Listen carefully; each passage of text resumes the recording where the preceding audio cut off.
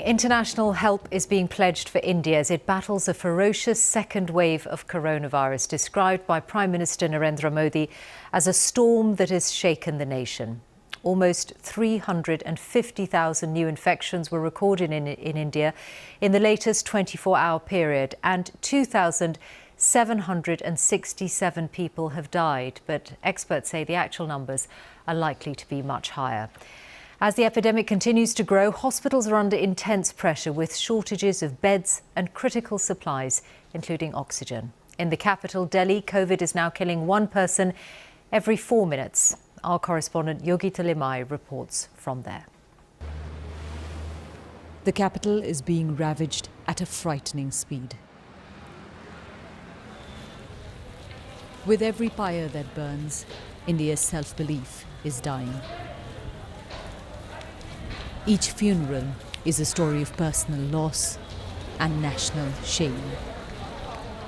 Charanjeev Malhotra has been helping to cremate the dead for decades. Now, he barely ever stops working. I've never seen such a terrifying situation.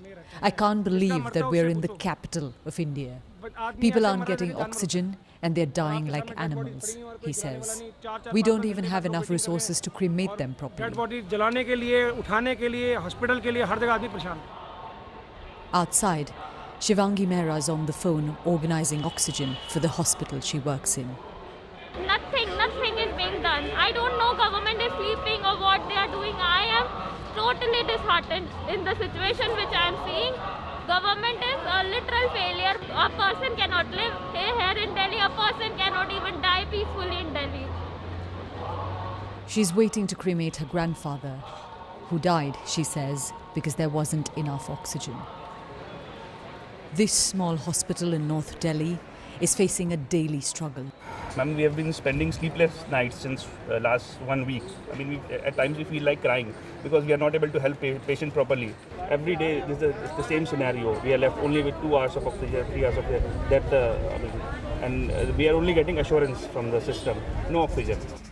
And so, families are being told to organize oxygen. At one medical shop, we found people with empty cylinders waiting to buy their own supply for loved ones who urgently need it. For many here, the government's promises of rushing in oxygen are coming too late. Families left asking why something so basic is unavailable. Every crematorium we've been to, we've seen body after body being brought in. It's hard for anyone to keep count, but what workers have been telling me is that the real scale of deaths caused by COVID-19 in India is a lot higher than what official numbers reflect. And a lot of those who've died right now have done so because they couldn't get oxygen in time. Jitender Singh Shanti runs a group of volunteers here. Even young people are dying. It's a very bad situation. If it keeps getting worse, we'll have to burn bodies by the side of the road, he says. There is a sense of abandonment in this country.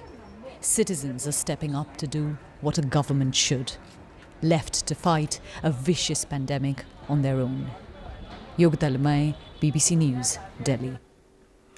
Well, tonight a first shipment of British assistance to India is leaving the UK. Other countries are also pledging support. Our diplomatic correspondent Paul Adams is here in the studio. What kinds of help is being sent, Paul? Well, Michelle, this was really the weekend when the world stood up and took notice of what's going on in India, not least because a wildfire of infections like that in a country as large as India, 1.4 billion people, is clearly not just a local danger, it's a global danger. And given those numbers, any reaction seems like a bit of a drop in the bucket. But those offers are coming in. The United Kingdom is sending 495 oxygen concentrators, 140 ventilators, and the Foreign Secretary Dominic Raab says there could be more.